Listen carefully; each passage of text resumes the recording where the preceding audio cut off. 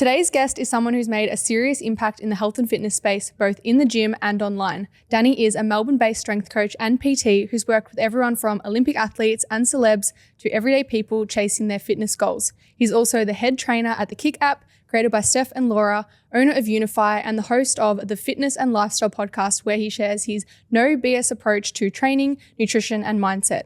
If you know Danny, you know he's all about keeping it real, delivering value, and helping people cut through the noise to actually get results.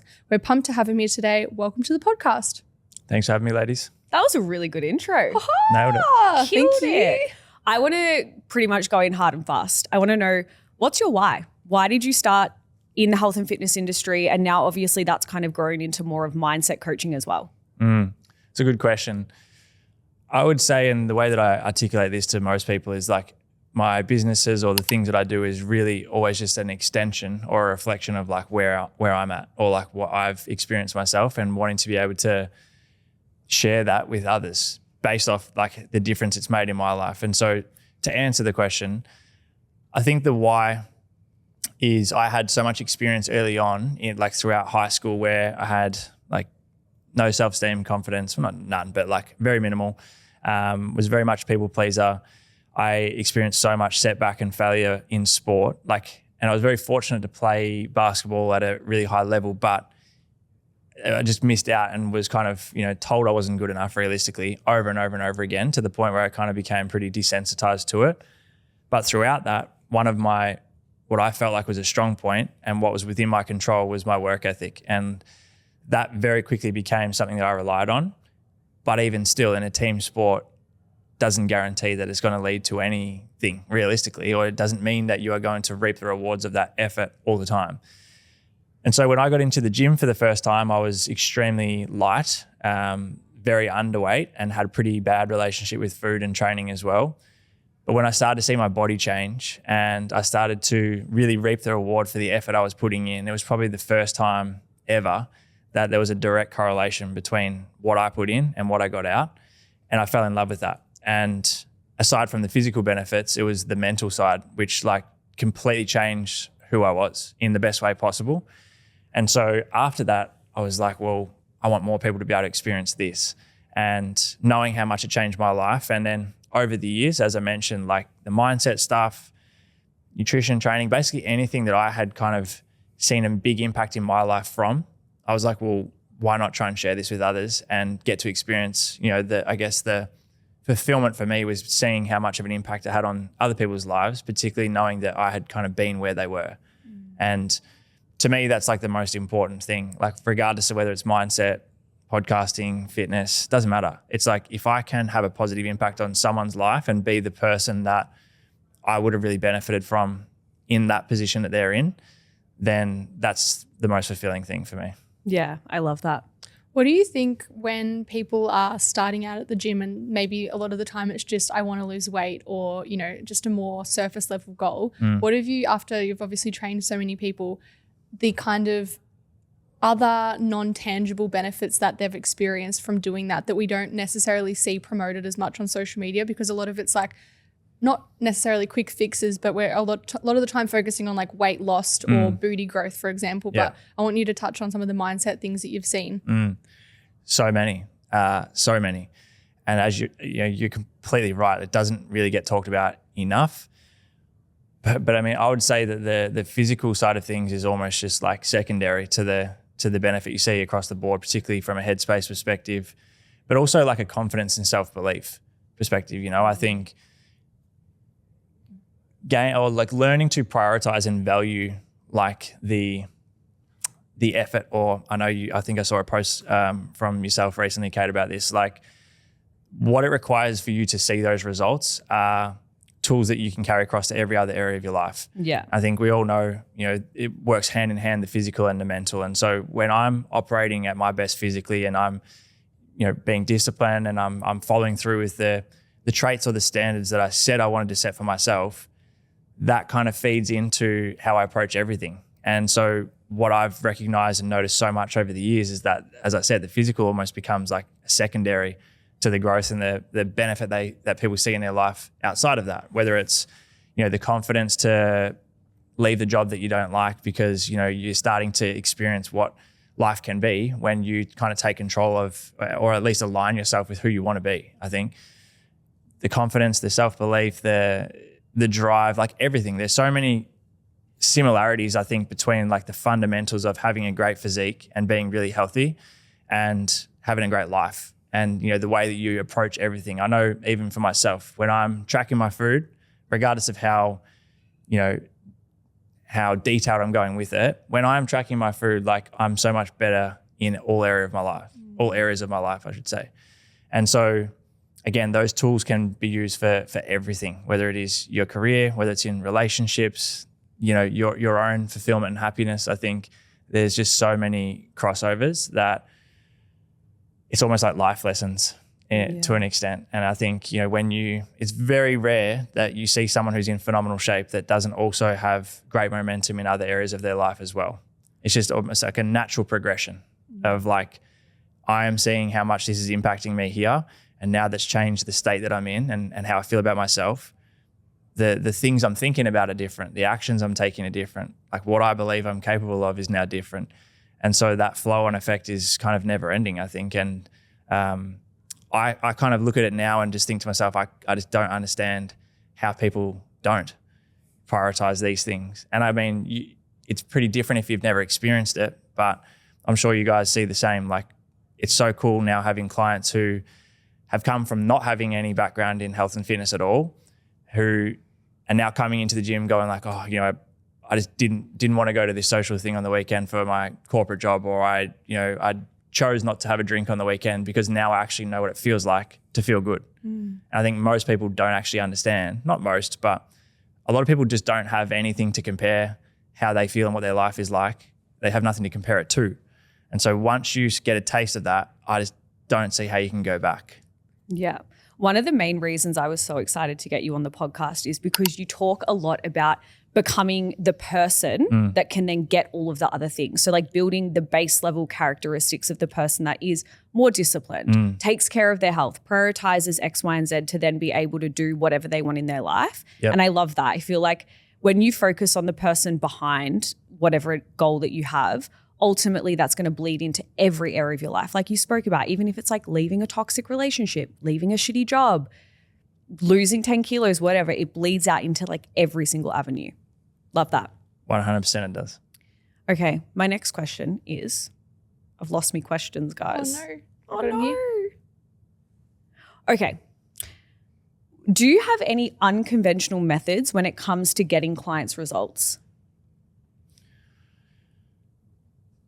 I don't know if you would call it unconventional, but one of the biggest shifts in the last year or two in terms of how I'm approaching, you know, someone else's growth and progress is kind of what we just spoke about. It's kind of joining the two worlds of personal growth and health and fitness together and really teaching people that about embodiment, like kind of what you've just mentioned then, Kate, as in we have to shift away from waiting for things. I think the biggest misconception that people have is that the things that are happening is causing why they feel the way that they feel, or the things that happened is why they now have certain limiting beliefs.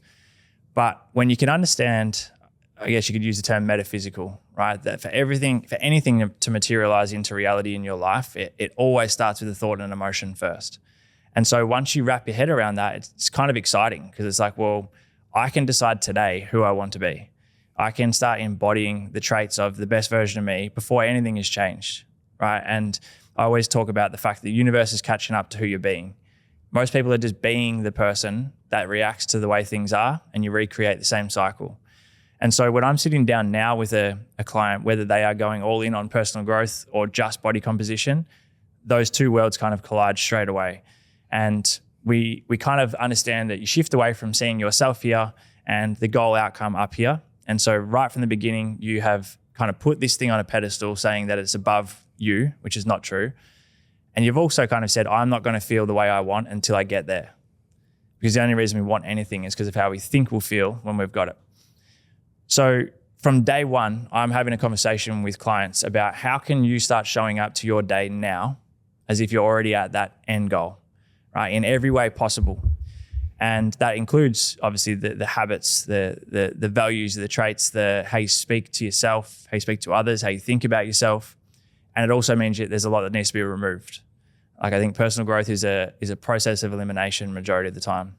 And so when you can start to show up and instead of just reacting, but you start responding from that highest version of yourself, as I said, the universe starts to catch up a little bit. And yes, that is challenging, but that's why not that many people kind of do it. And so when you can decide who you need to be, and instead of thinking about, okay, shit, I've got to go to the gym 3 times this week, or I've got to follow this diet, it's like, that's just who I am. That's what I do. And now if I miss a session because I'm unwell or I'm busy, I'm not now sitting there thinking, shit, I'm falling behind now. I haven't done it properly.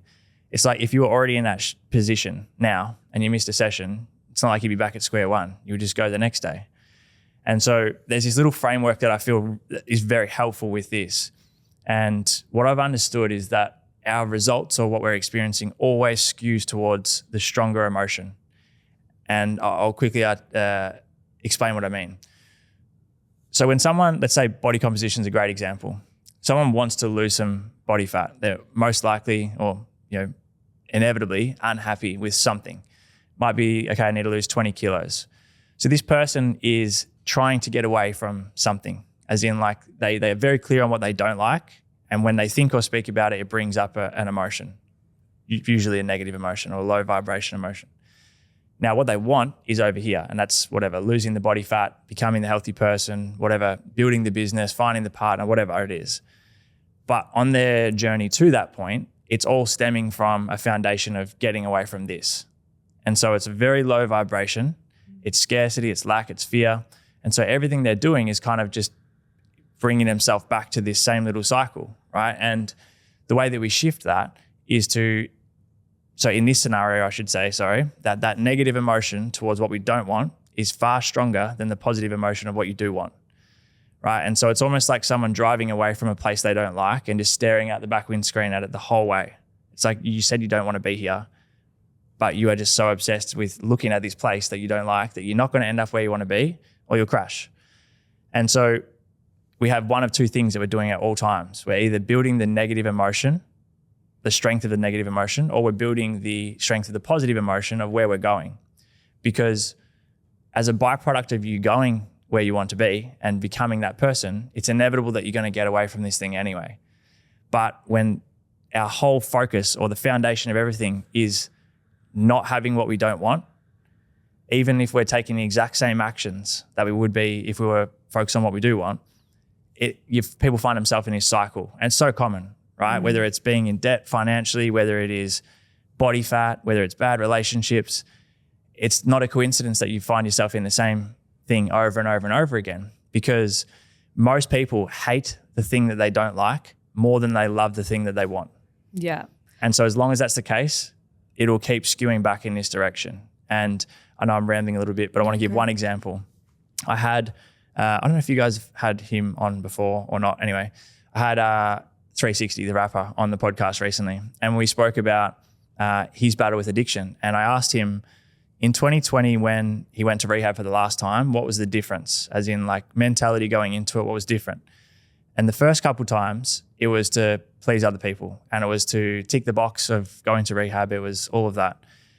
But the negative emotion or the strength of the negative emotion of what he was going to have to give up was stronger than the excitement of what his life would be like when he's sober. Now, the last time he went, it was the opposite. It was like, I'm completely done with all this. I'm excited about what I'm going to build my life into once I'm no longer in addiction. And so because that emotion was so much stronger, that's why it's been so successful for him, because he wasn't focused on what he had to let go of. He was focused on what he was gaining from that experience. And I think in anything, as I said, could be debt, could be body composition, stop focusing on the thing that you don't like. It's like, put all of your energy into where you're going and build this level of excitement, anticipation, to the point where if I was to bring up what either of your desires, it should instantly bring up a positive emotion inside of you, right? But the reality is, if I did the same thing with most people and then I talked about the thing that they don't like, it's only the thing they don't like that's bringing up the emotion. Hopefully that makes a bit of sense. Yeah, that does. I think a big pillar of our listeners, or a big group of our listeners, always want a little bit of a tangible example. So if you had somebody who was like day one, whether it's in their fitness journey or their business or wanting to leave a job, that can't visualize themselves there yet, what would you say to them?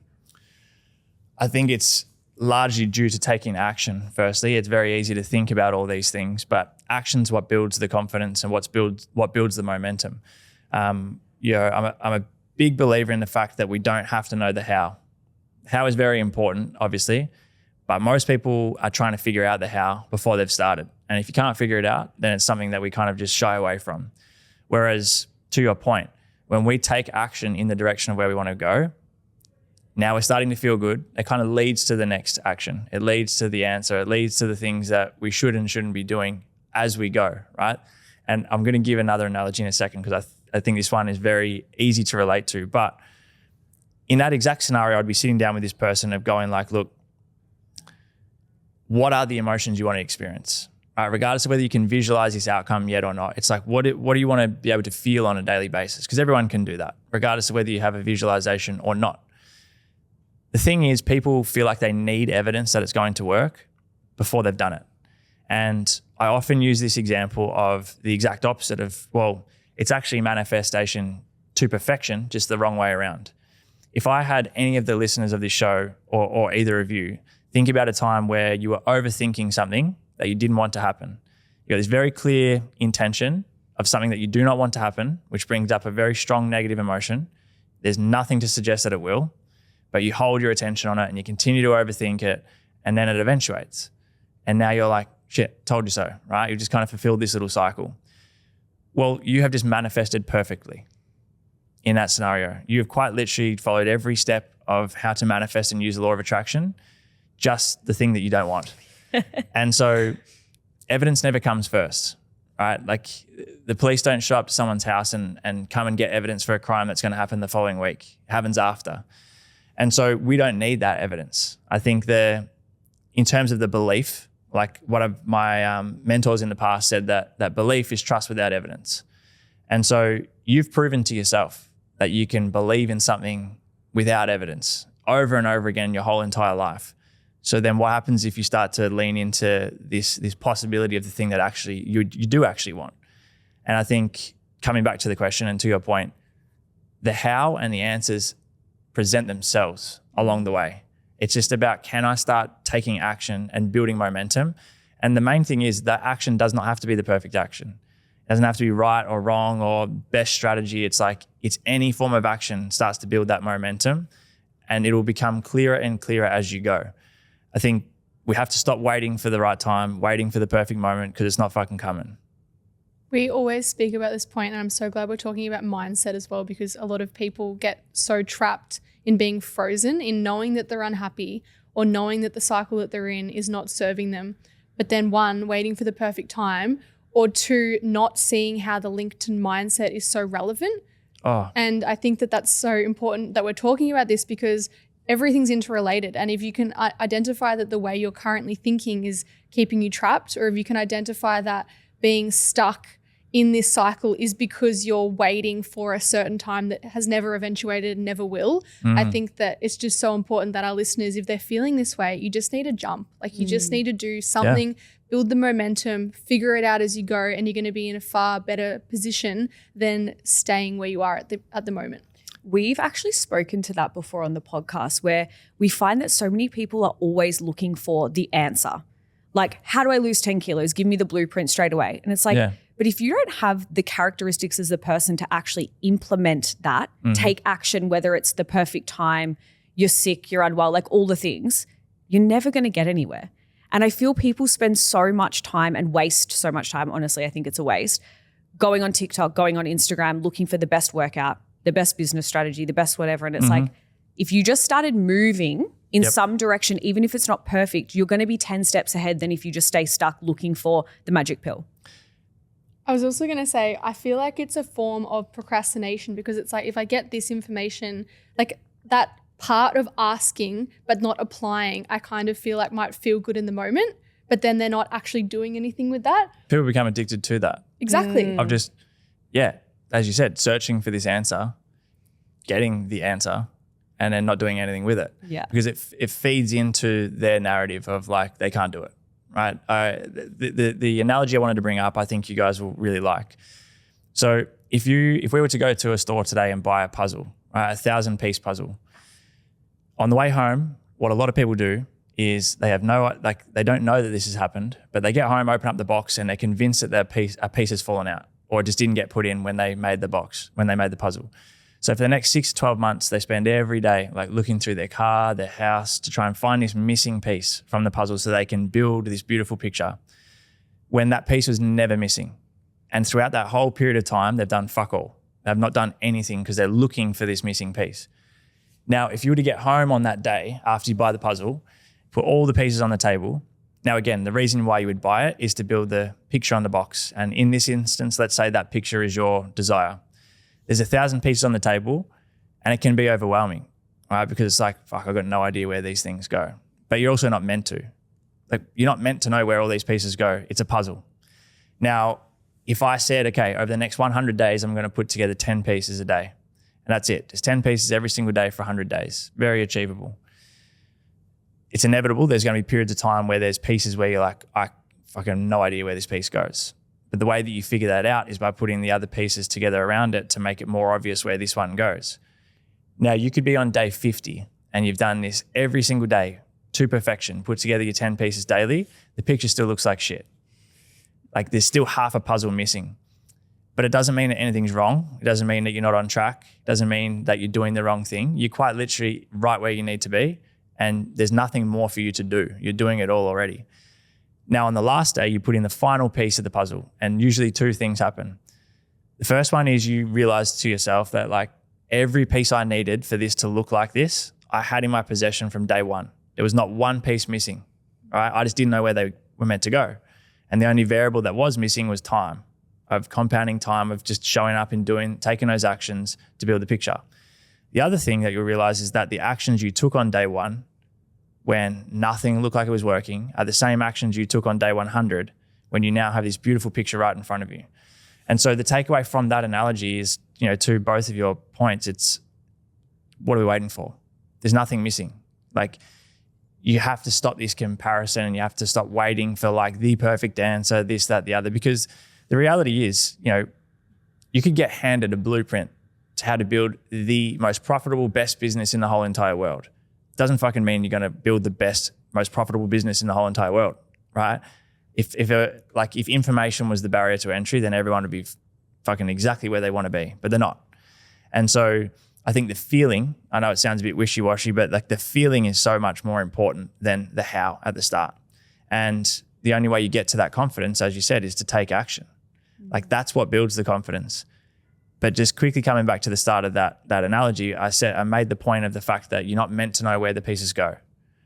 So if you're not starting because you don't know where the pieces go, that's ridiculous. Like nobody knows where the pieces go at the start. Like that's normal. That's what you're meant to experience. And so when people look at that as a problem, that is the reason as to why they're not getting to that point. Because right from day one, they feel like it's not right. There's a problem, or I don't know how it's going to happen. No one knows how to do fucking anything until they've done it. So that's the end of the podcast, guys. Mic drop. That was great.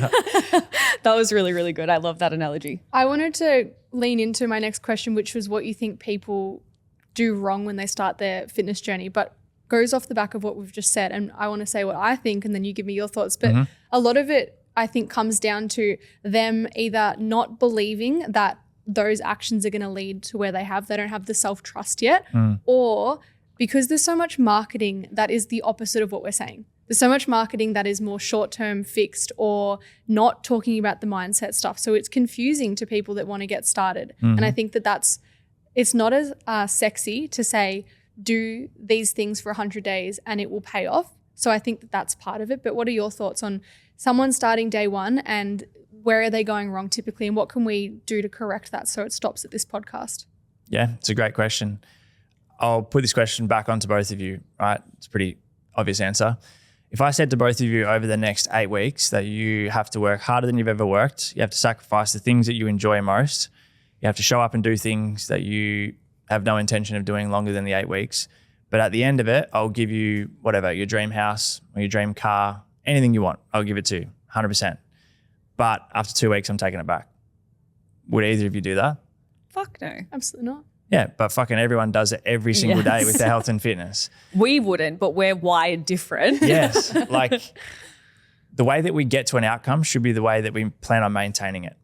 Right? When you really start talking about it out loud, it seems so outrageous that like people follow a certain approach to get a specific outcome. Then once they get the outcome, they stop doing the things that got them to that point in the first place and wonder why, a month later they're starting a new program.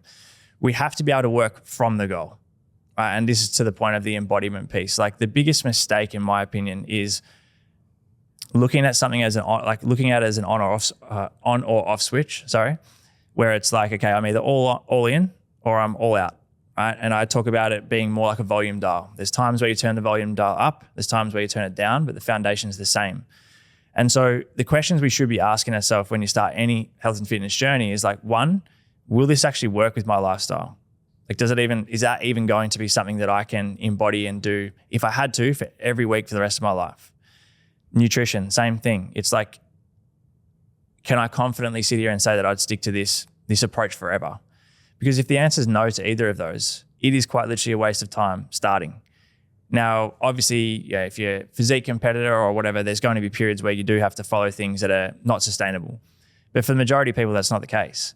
And so I always ask like a similar question to most clients, like on your worst week, on the busiest week that you've had, whether it's a mum with kids, whether it's a CEO who's always traveling, how many days a week can you train on that week? Right, and that is now our foundation. And we can build from that if we need to. But if I'm starting something from day one with zero intention of sticking to it longer than 8, 10, 12 weeks, or following an approach which is perfect on paper but doesn't work for me and my lifestyle, what the fuck do you expect? It doesn't make any sense at all. So I don't know if I've even answered the question, but I would highly recommend that you do something that you genuinely are going to look forward to doing. Obviously, there's certain sacrifice and challenge that is required for change, but is it something that you could see yourself doing long term, right? And can it just become part of your life where it's not like, okay, I'm putting everything on hold so I can get some abs, but then once I've got them, I can finally go back to all this stuff that I've just restricted myself from, which is the exact opposite of what got you to this point in the first place. So it's shifting away from extremes. Firstly, like it doesn't have to be extreme. I think, and you guys do a great job of it, talking about it on the pod. It's not that hard.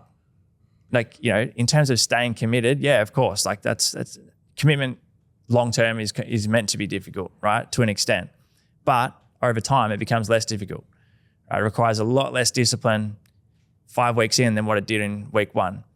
But it's not that hard. And, you said the marketing is probably one of the biggest problems, I guess you could say, because people are always reaching for, how can I see this result as fast as humanly possible? And again, if I'm sitting here on day one and I'm like, okay, this is just who I want to be, now like time frames have just gone out the window. Like whether it's 8, 10, 12, 16 weeks, that has no relevance. Like the very first thing that I say to every client I work with, not a great business model, I know, but as soon as possible, I want you to not need me. Like if you still need me by the time we're done, I haven't done my job and you haven't listened or you haven't implemented anything we've done. Because once you wrap your head around how simple it really is, it removes the doubt, removes the uncertainty. You stop, searching for every new different program or new diet or different fad online, because it's very straightforward. It's like it is very, very simple. Once you stop looking at it like, how quickly can I do this and how extreme can it be? Like humans have a very weird thing mentally where we pair sacrifice with reward all the time. Now, again, there's obviously going to be periods of time where you do have to make sacrifice, but it's not like, can I suffer as much as I humanly possibly can so then my results are better? Yeah. It's like you can get that result without doing that. And so from day one, people are kind of already making up their mind that it's not something they're going to do long term. And so in my opinion, there was no point starting. Yeah. I love the part where you said about it not being a good business model.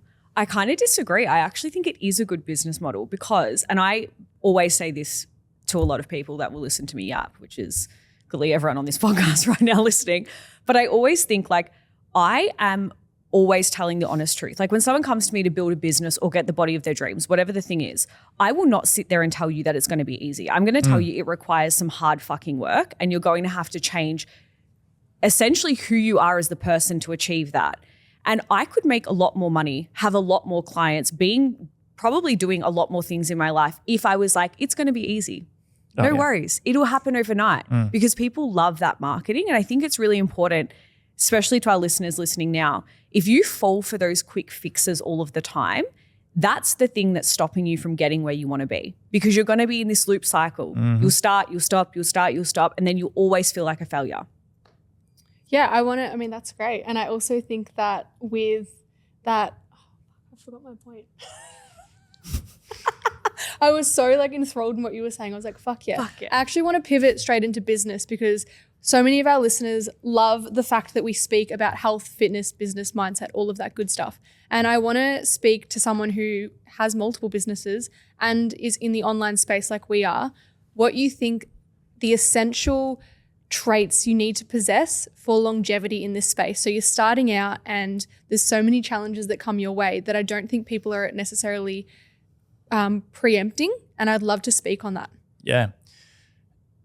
Almost coming back to one of the points I made earlier, the embodiment piece is very important, and being able to see and stay tapped into the vision or to the purpose of where you know things are going when they don't look that way yet, right? I think the business side of things ends up being very similar to body composition. Right? People want to make a shit ton of money as quick as possible with something that requires as less amount of effort as possible, which is, I mean, you know, each to their own. Sounds pretty good, obviously, but it doesn't usually work out that way. So I think with the business side, I think one, you have to be really, really clear on actually what it is you're building and what it is that you want to experience. Like I've been guilty of this in the past where I was so kind of one-dimensional with what I define success as, that as I was building it, I was gradually building into something that I was resenting and something that I actually didn't want. And so from the outside in, or even for your own ego, it feels good because you're making progress and you're making more money, or you're trying to build and grow. However, what are you building it into? Like it's almost similar to the body composition. You work from the goal, right? And so I think you have to have an absurd amount of resilience, firstly. I think you need to be very, very clear on what it is that you actually want to experience, but also what you want the person on the other side of your service or your product to experience. Like that is the thing that gets overlooked so quickly in almost every business now. Is obviously marketing and content is such a big aspect of pretty much all businesses, but then people shift away from the whole point of the business and just become a marketer or someone who makes content. And now all of a sudden, like the focus and the intent around what the whole point of the business was has kind of drifted a little bit. So I think that has to be something that you've truly anchored into. And I'm a big believer in what you expose yourself to, or like every time you're exposed to something that's not normal, it allows you to elevate and normalize it. And so as cliche and as cheesy as it sounds, it's like you want to continually put yourself in environments or positions where you feel out of depth or it feels awkward for you, to try and normalize that as quickly as possible. And one of the things that I haven't been great at, and I'm building on it at the moment or trying to improve on it, is not feeling like you have to do it all. I early on definitely wore it as a badge of honor of like, I'm going to do all of it and I'm going to be working all the time and like I'm building it for myself and that's awesome. But then you kind of spend all of this time and energy on shit that is just not your like zone of genius, right? I think you have to obviously have an understanding of every aspect of the business, but you shouldn't be trying to wear all the hats. It's like figure out what you are really, really good at and where you want to put your time and energy to the point where that's really driving where the business is going, and have a good understanding of everything else. But as soon as you're in a position to leverage help from someone who's exceptionally good at marketing or exceptionally good at bookkeeping or whatever, lean into that because you don't get extra points for doing it yourself, right? I think, again, I don't know, that's not something that I have been great at, something that I'm definitely getting better at. So I would say the last point, which we have kind of somehow funneled into already anyway, is that your business will not outgrow your growth. And the sooner you can realize that, the better.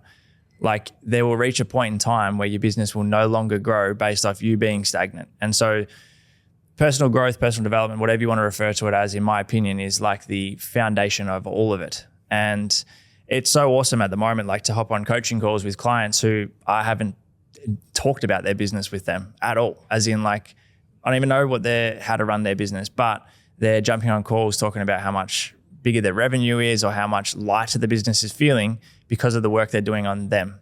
Like, it all kind of starts with you in everything. And I would say one last thing, not necessarily a skill set, but stop thinking so logically. Like, decide what you want doesn't have to make sense, you don't have to know how, it doesn't have to be logical, like what actually lights you up. Because as cheesy as it sounds, like, you are limited by the limitations you put on yourself. And so to me, it makes no sense to start a business and just hope that it does okay. It's like, I'm starting this business because I want this to do as well as it possibly can. And like, what is that overarching goal and North Star, I guess you could say, because that then kind of builds a foundation for everything else. Yeah, I love that. I was going to say on that point, I think that as a business owner, like, that's very magnetizing. If you know what you want and you're really clear on it and you have really big goals and you surround yourself by people who are also going after it, so then you also feel like you can do that. I think that as people buying from your business, they can feel that. The way you show up on social media, the language that you speak, the conversations you have, like, things feel easier and, like you just said, lighter if everything is in alignment and you're just kind of being yourself, making the impact that you want to make. And I think if people just copy what someone who's successful is doing, they're missing the key ingredient, which is like what they're actually adding to the equation. And that's why that doesn't work. And I think that it's just important to be grounded in what it is, like why you're doing what you want to do, and the rest will work itself out. I think it's so important to have a long-term mission and vision. Like, when you start a business, I mean, I'm going to speak for all three of us here. We did not start a business because we wanted the accolades of starting a business. Like, when I started doing personal training on the gym floor, all I wanted to do was help people get fit and see a life outside of what they were currently living. But then somewhere along the way, people get really caught up in social media and their business then becomes about them. The views, the vanity metrics, the follows, the money in the bank account. And then they completely lose touch with, why the fuck did I start this in the first place? Like, I didn't get into this to make a lot of money. And we say this all the time, right? Like, I could think of 100 different businesses other than coaching that would make me a lot more money a lot quicker, right? Yeah. But people get really caught up, and it must be just the social media hype around glorifying business, I guess, where it's like, if you're not tapped into that mission long term, what is the thing? Like, what's your beacon of light guiding you? You're going to always spiral in a circle of not moving, not growing. But I also love the part where you're like, your business is only going to grow as much as you grow. So true.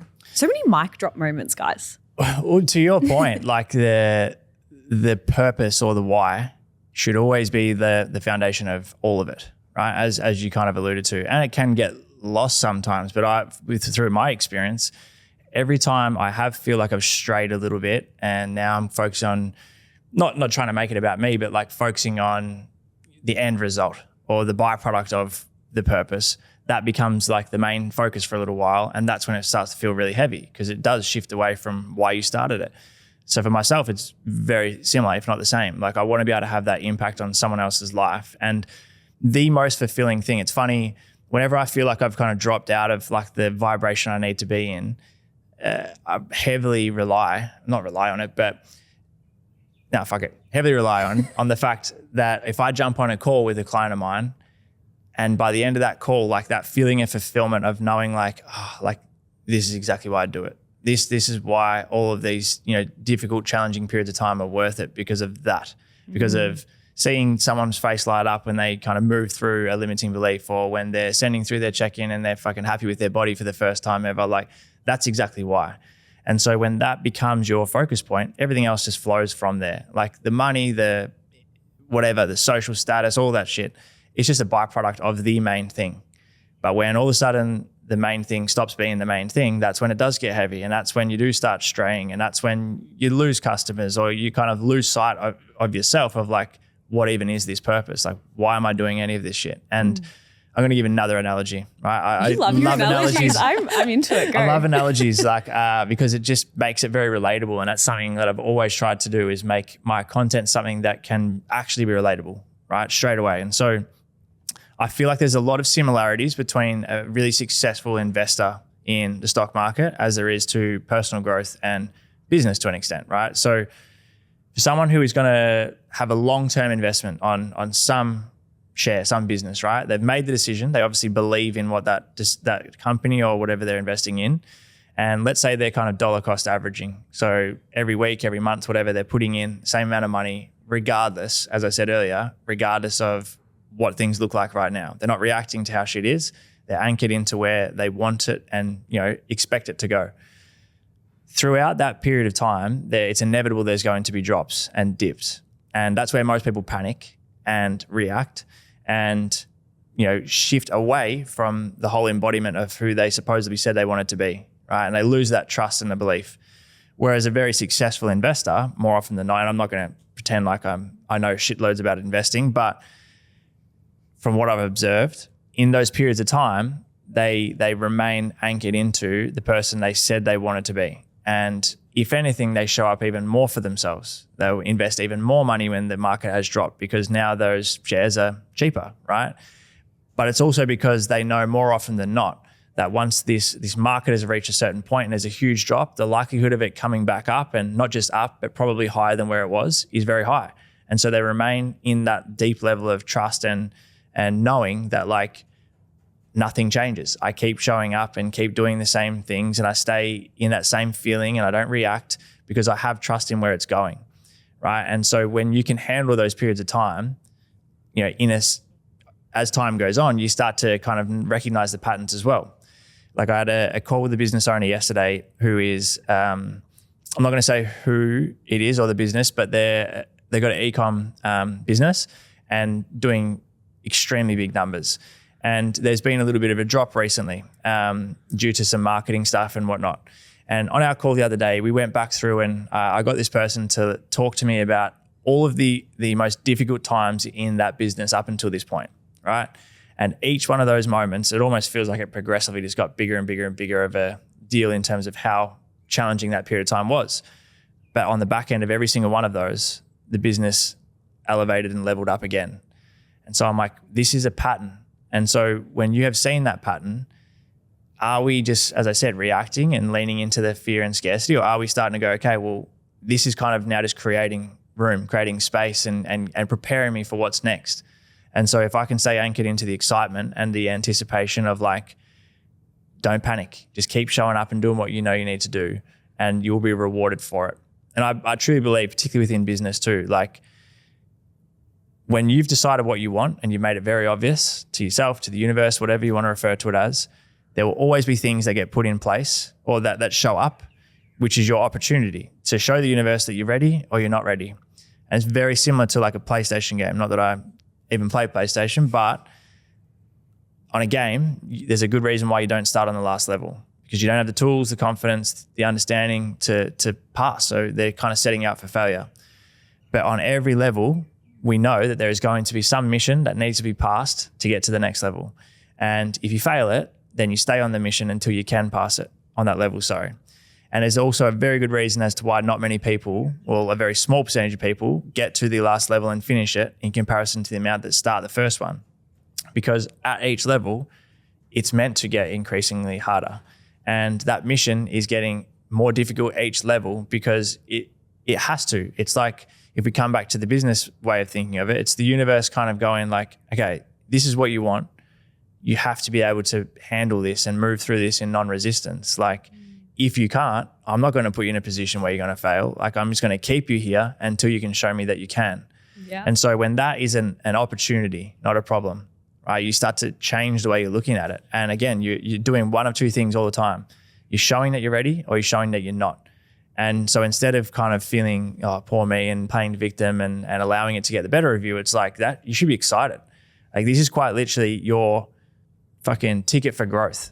If you can move through this, take this bloody admission pass and show that you can handle and move through this, then get ready for what's next, because now you actually are in a position to be able to hold what is next. Yeah, I love that.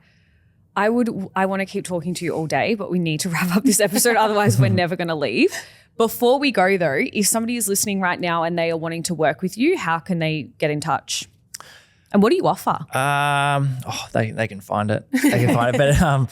But the best places to find my stuff would just be through Instagram, DJK Fitness, or the Fitness and Lifestyle podcast. And I mean, in terms of what I offer, similar to what I said earlier in the episode, it has shifted a bit over the last couple of years. Like obviously fitness and body composition is still a massive component of what I do, but there was a period of time where the personal growth and the mindset was an addition to that. And now it's very much so flipped, where it's like, yes, the fitness is a huge component of this, but like where the real passion and fulfillment for me now is with the personal growth and mindset side. And so, as I said, people will be able to find some stuff, but I appreciate you having me on. It's been great. Makes sense because you're very good at what you do. That conversation was awesome. And I know that everyone listening is going to love it.